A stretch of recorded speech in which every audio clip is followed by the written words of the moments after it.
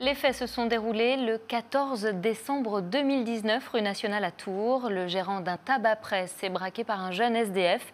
Il exige des cigarettes et la caisse. Et là, tout dérape.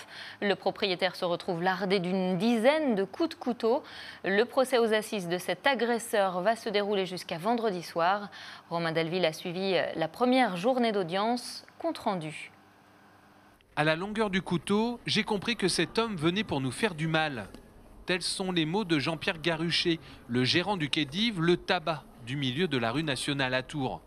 Le 14 décembre 2019 à 8h25, lui et son épouse sont braqués dans leur commerce et sont victimes de coups de couteau.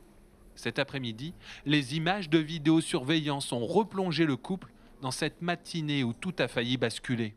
Il m'a tapé 2 fois du côté gauche là.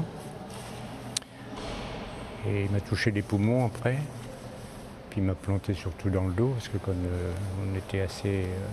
On devait être serrés l'un contre l'autre pour se défendre. Lui pour pouvoir avoir l'argent et puis moi ne pas lui en donner. Donc voilà, et ça a duré combien de temps, j'en sais rien, parce qu'il m'avait vraiment 12 coups de couteau, ça commence à faire. L'accusé, lui, est présenté par sa famille, son père et sa tante, comme un jeune sans éducation, influençable, menteur, mais pas violent ni agressif. Sans abri au moment des faits, aujourd'hui âgé de 24 ans, l'accusé est, selon son avocate, un garçon qui s'est perdu.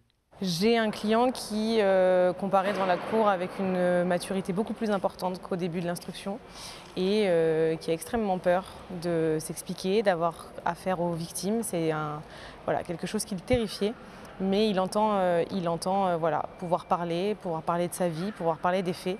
C'était important pour lui de pouvoir donner sa version de l'ensemble des faits. Le butin, une centaine d'euros et 9 cartouches de cigarettes. Pour vol à main armée et tentative de meurtre, l'accusé risque 30 ans de réclusion criminelle. Le verdict est attendu demain dans la soirée.